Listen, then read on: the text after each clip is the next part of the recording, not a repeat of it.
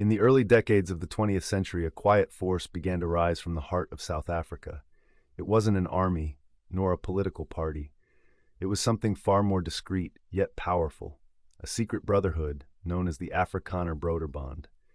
To the outside world, they were scholars, churchmen, teachers, and politicians. But behind closed doors, they shared a single purpose: to secure the power and destiny of the Afrikaner people. Their motto, everything for our people.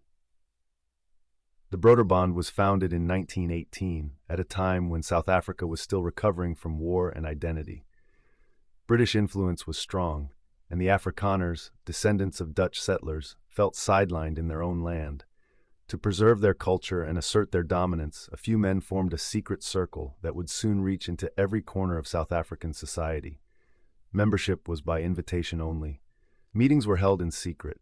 Every member took an oath of silence. Within just a few years, the Broederbond became the invisible spine of the country's politics. They placed their men strategically in schools, universities, the military, the church, and above all, the government.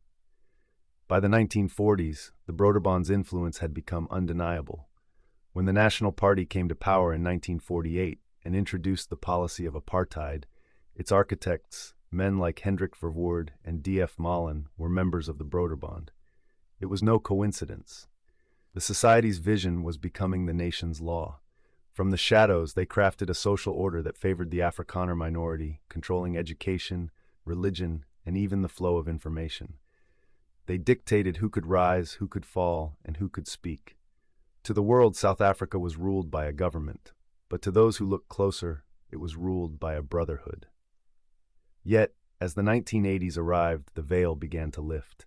Leaked documents, investigative journalists, and defecting members began to expose the scope of their control. The secrecy that had shielded them for nearly 70 years was crumbling.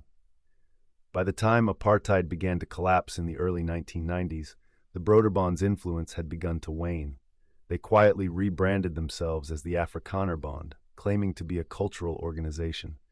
But the legacy they left behind was already carved into the country's history, a reminder of how a secret society, armed with ideology and strategy, could shape the destiny of a nation for nearly a century.